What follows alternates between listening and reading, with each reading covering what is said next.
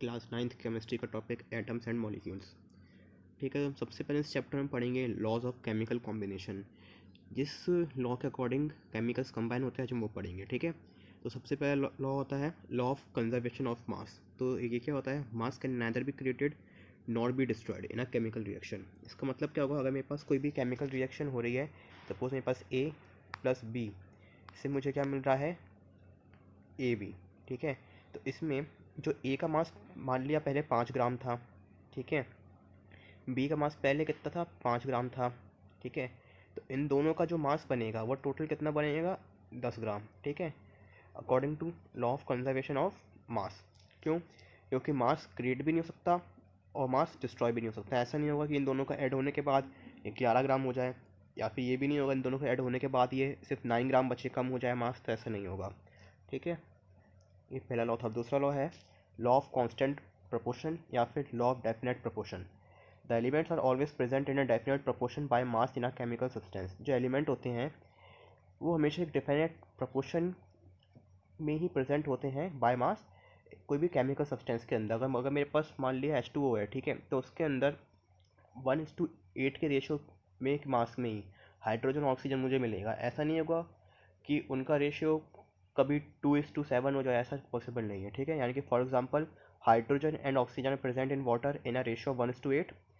So if we decompose 9 gram of water, we will obtain 1 gram of hydrogen and 8 gram of oxygen। ठीक है, अगर मैं इसको इस पिक्चर की सहायता से समझने की कोशिश करूँ तो क्या होगा कि 1 volume of hydrogen plus 1 volume of hydrogen and 1 volume of oxygen मिलकर क्या बनाएंगे, 2 वॉल्यूम ऑफ वाटर वेपर। यानी कि एक H प्लस दूसरा H, एक बार O, मुझे क्या देगा मिलके H2O।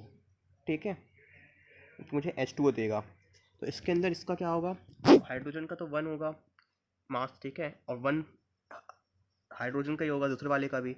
और ऑक्सीजन का कितना होता है, 16 होता है। तो इनका अगर मैं जब मास का रेशियो निकालूंगा तो वो कितना निकलेगा, 2/16।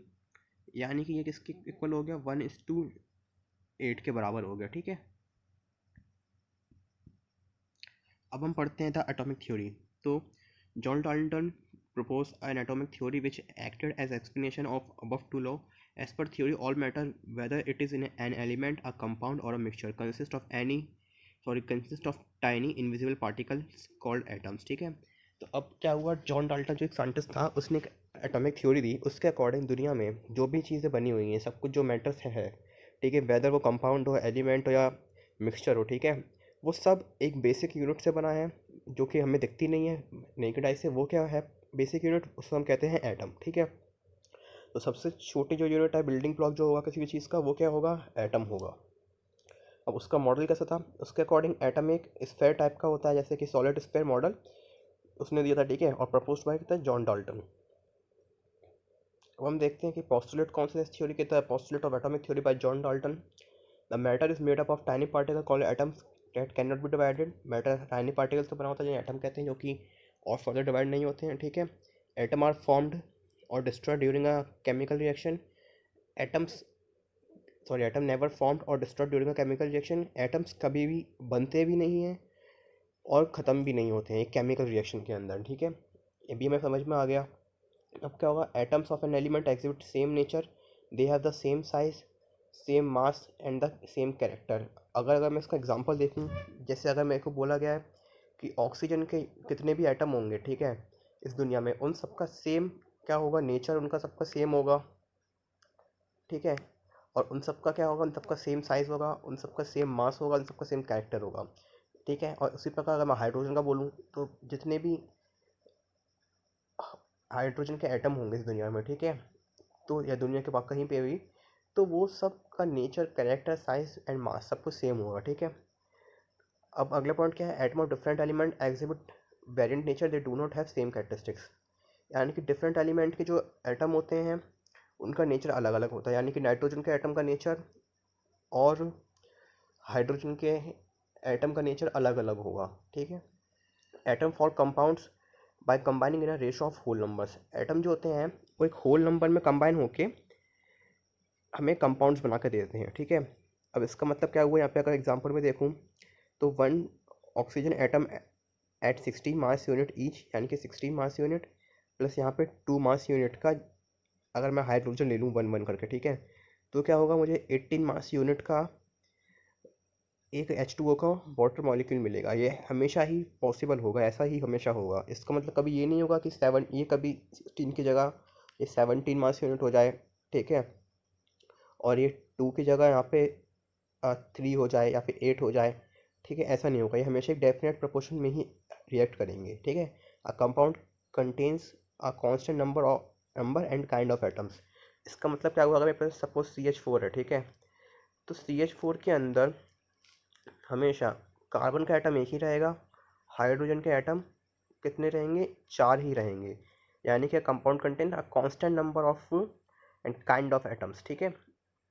हमेशा कार्बन के ही प्रेजेंट रहेंगे और हमेशा हाइड्रोजन के ही प्रेजेंट रहेंगे, ये चेंज नहीं होंगे। या फिर कोई और भी, अगर मैं H2SO4 का एग्जांपल ले लूँ, सपोज H2SO4, तो इसके अंदर यानी कि सल्फ्यूरिक एसिड, तो इसके अंदर क्या होगा, इसमें भी हमेशा H के 2 ही रहेंगे एटम्स, एक सल्फर का ही रहेगा और 4 ऑक्सीजन के रहेंगे, ये हमेशा यही पॉसिबल होगा, ठीक है। अब हम पढ़ते हैं कि एटम क्या होता है। We can call atoms as the building blocks of matter just like the bricks are the building blocks of a building। तो एटम को हम क्या बोलते हैं, मैटर का बिल्डिंग ब्लॉक बोलते हैं। किस तरह से, जैसे कि ईंटें होती हैं बिल्डिंग ब्लॉक एक बिल्डिंग के, ठीक है। And what is the size of an atom, तो atoms are extremely small, their size is measured in nanometres where 1 nanometre equals to 1/10⁹ metre, ठीक है। ये यहाँ पे क्या होगा, 1/10⁹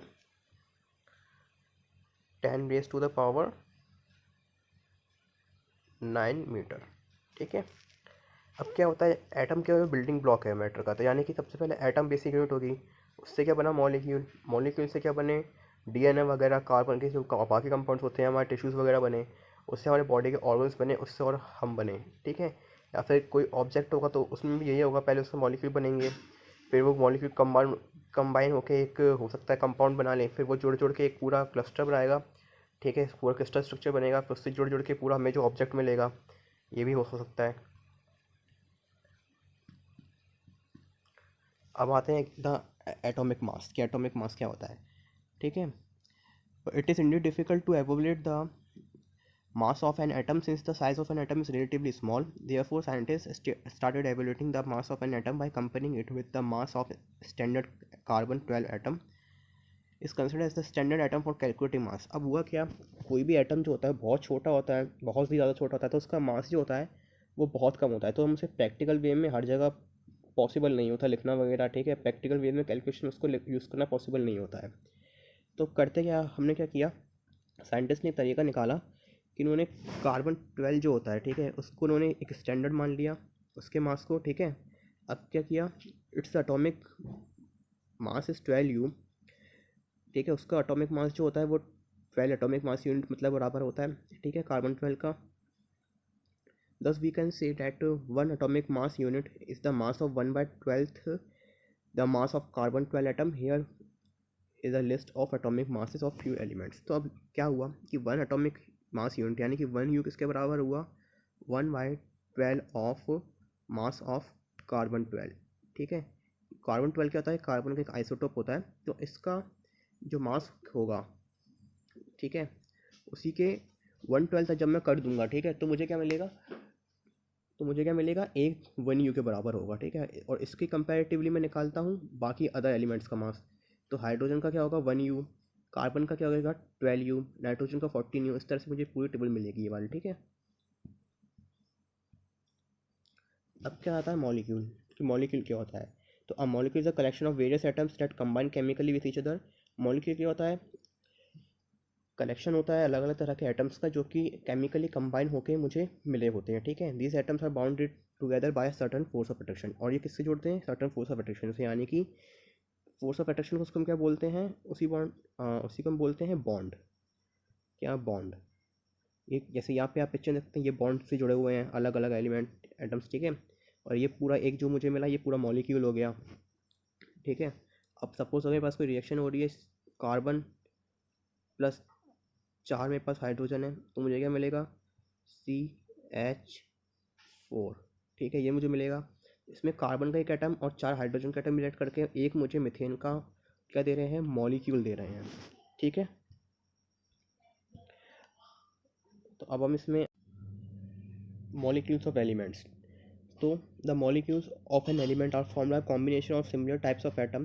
तो जो मॉलिक्यूल होते हैं कोई भी एलिमेंट के, वो सिमिलर तरह के एटम्स के कॉम्बिनेशन से बने हुए होते हैं।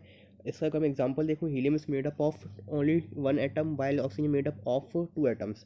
ठीक है, तो O2 में जो होगा वो 2 ऑक्सीजन के एटम्स प्रेजेंट होंगे, क्योंकि एलिमेंट्री फॉर्म में ऑक्सीजन मुझे मिलेगा, और हीलियम के अंदर सिर्फ एक ही एटम मुझे मिलेगा हीलियम का। ठीक है, हीलियम के एलिमेंट जो होगा। ठीक है, तो इसमें नेक्स्ट चीज़ आती है, वो होता है एटोमिसिटी। तो the number of atoms in a molecules of an element is called its atomicity. तो कितने नंबर होते हैं एटम्स के कोई मॉलिक्यूल के अंदर एक एलिमेंट के, उसको मैं क्या बोलूँगा, एटोमिसिटी। अगर मैं इसमें हीलियम का एग्जांपल लूँगा, तो जो हीलियम होगा, ठीक है, वो तो क्या होगा, मोनो एटोमिक होगा, क्योंकि इसमें सिर्फ क्या है, एक है। अगर मैं ऑक्सीजन का एग्जांपल लूँगा, तो मुझे दिख रहा है यहाँ पे इसमें दो दो प्रेजेंट है एटम्स, या तो उसके एटोमिसिटी क्या होगी, 2, यानी कि ये क्या होगा, ऑक्सीजन इज डायटोमिक। ठीक है, सिमिलरली यहाँ पे अलग और भी दिए, सल्फर में का भी दिया हुआ एग्जांपल। ठीक है, और बाकी सारे का भी एग्जांपल मुझे यहाँ पे दिया हुआ है। ठीक है, अब आता है मॉलिक्यूल्स ऑफ कंपाउंड्स। ठीक है, तो इसमें क्या होगा कि कंपाउंड्स के मॉलिक्यूल होते हैं, उनके बारे में हम पढ़ेंगे। The molecules of compounds consist of atoms of different elements that combine together in a fixed proportion. तो क्या होता है कि जो मॉलिक्यूल होते हैं कंपाउंड्स के, उनमें डिफरेंट तरह के एटम्स होते हैं डिफरेंट एलिमेंट्स के, जो कि कंबाइन होते हैं एक साथ एक फिक्स्ड प्रोपोर्शन के अंदर। इसका अगर मैं एग्जांपल देखूँ, तो वो होता है वाटर। तो water comprises of 2 atoms of hydrogen and 1 atom of oxygen, यानी कि वाटर में H2O, यानी कि, तो उसका एग्जांपल में क्या होगा, 2 एटम तो मुझे मिलेंगे हाइड्रोजन के और 1 एटम मिलेगा ऑक्सीजन का। तो एक हमेशा फिक्स्ड रेशो ही होगा। ठीक है, बाय मास 1:8 होगा, और बाय नंबर क्या होगा, 2:1। ठीक है, तो अब हम इसका टेबल एक बार चेक देख लेते हैं कि अगर वाटर मुझे दिया हुआ है H2O, तो हाइड्रोजन और ऑक्सीजन इसमें प्रेजेंट है। ठीक है, तो इसमें number of element of each element कितने हो गए, 2 हाइड्रोजन के हो गए, 1 ऑक्सीजन का हो गया। ठीक है, और अमोनिया का मैं अगर मैं एग्जांपल देखूँ, तो इसमें क्या होगा, नाइट्रोजन और हाइड्रोजन होगा, और एक मुझे मिलेगा नाइट्रोजन का एटम, और 3 मुझे मिलेंगे हाइड्रोजन के एटम्स। ठीक है, तो ये हो गया। अब हम देखते हैं आयंस क्या होते हैं। तो compounds contain metal as well and non metals. Compound के अंदर मेटल भी आते हैं, नॉन मेटल भी आते हैं। These element include charge species which are known as ions. तो मेटल जो होते हैं कई बार चार्ज होते हैं, ठीक है, और कई बार नॉन मेटल्स भी चार्ज स्पीशीज में आ जाते हैं। लेकिन अब हम देखते हैं आयन की डेफिनेशन पर्टिकुलरली क्या होगी। तो ion is a particle that is positive charge और नेगेटिव चार्ज। तो इसका मतलब क्या हुआ, आयन वो कोई पार्टिकल होगा जिसपे या तो पॉजिटिव चार्ज हो या फिर नेगेटिव चार्ज हो, यानी कि यहाँ पे जो H+ है, ये क्या होगा, एक आयन होगा। अब ये कौन सा आयन होगा, कैटायन होगा क्या एनायन होगा, तो क्या होगा, ये कैटायन होगा। क्यों, क्योंकि जो पॉजिटिवली चार्ज आयन्स होते हैं उन्हें बोलते हैं कैटायन। और एनायन क्या होगा, वो होगा OH नेगेटिव। क्यों, क्योंकि ये नेगेटिवली चार्ज एनायन है, सॉरी आयन है। अब क्या हम आते हैं केमिकल फार्मूले के ऊपर। ठीक है, तो we use a chemical formula to represent the composition of a compound in form of symbols. हम केमिकल फार्मूले का यूज़ करते हैं कंपोजिशन दिखाने के लिए कोई भी कंपाउंड का। ठीक है, किसके द्वारा, सिंबल इसके द्वारा। ठीक है, अगर मुझे बताना है कि मीथेन का फॉर्मूला क्या है, तो उसमें CH4 है, तो उसमें मुझे कार्बन हाइड्रोजन का सिंबल बताना पड़ेगा। ठीक है, 4 कार्बन के हैं, सॉरी 1 कार्बन का एटम है, उसके अंदर 4 हाइड्रोजन के एटम उसके अंदर। ठीक है, ये मुझे दिखाना पड़ेगा। तो इसके मुझे 2 चीज़ें पता होनी चाहिए केमिकल फॉर्मूला लिखने के लिए। एक होता है सिंबल ऑफ एलिमेंट्स और दूसरा होता है वैलेंसी। तो सिंबल ऑफ एलिमेंट्स तो मैंने यहाँ पे पूरे टेबल में दे रखे हैं, यहाँ पे आप देख सकते हैं। ठीक है, पूरे यहाँ पे सिंबल ऑफ एलिमेंट्स यहाँ पे दिए हुए हैं कि हाइड्रोजन का H होता है, हीलियम का H ही होता है। ठीक है, अब वैलेंसी क्या होती है, वैलेंसी कोई भी उसकी कंबाइनिंग कैपेसिटी होती है एक। ठीक है, कोई भी एटम की कंबाइनिंग कैपेसिटी होती है एटम की या फिर एलिमेंट की, एटम की। ठीक है, तो in other words valency explain how an atom of an element will mix with atom of another element. कितनी आसानी से या किस तरह से वो मिलेगा दूसरे एलिमेंट के एटम के साथ, यह बताता है कोई भी एटम की बैलेंस शीट। अगर मैं हाइड्रोजन का इसमें एग्जांपल देखूँ, हाइड्रोजन आयन का, तो क्या होगा, उसको हम H+ से रिप्रेजेंट करते हैं, यानी कि उस पर क्या है, पॉजिटिव चार्ज है, यानी कि वो कोई भी एक नेगेटिव आयन को अपने साथ जोड़ सकता है न्यूट्रल करने के लिए। तो उसकी कंबाइनिंग कैपेसिटी कितनी हो गई, 1। Similarly oxygen ion is represented as O2 negative which means that its valency is 2। क्यों, क्योंकि वो अपने साथ अगर OH नेगेटिव, मान लें मेरे पास अगर O2 है, ठीक है, तो ये क्या करेगा, अपने साथ कोई भी 2 पॉजिटिव चार्ज को जोड़ सकता है न्यूट्रल होने के लिए। तो ये कितने के साथ कंबाइन हो सकता है, 2 के साथ। तो उसकी कंबाइनिंग कैपेसिटी क्या हो गई 2, यानी कि इसकी वैलेंसी क्या हो गई 2।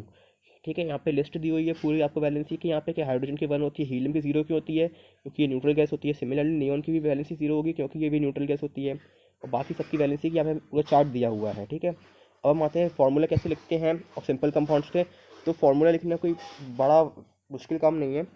To write the symbol of corresponding elements of the compound as explained above। पहले आप सिंबल लिखेंगे। ठीक है, right the valencies of elements of the compound.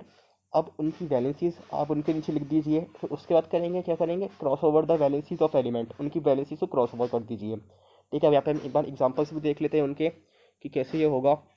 तो इसमें पहले मैंने अगर मुझे सोडियम ऑक्साइड का एग्जांपल लिया है, सबसे पहले मैंने अगर तो Na लिखूंगा, उसके ऑक्साइड के नीचे मैं O लिख दूंगा। ठीक है, अब इनको मैं क्या करूँगा, उनकी वैलेंसी लिखूंगा, उनके नीचे पॉजिटिव +1 Na के ऊपर, O2 नेगेटिव के ऊपर।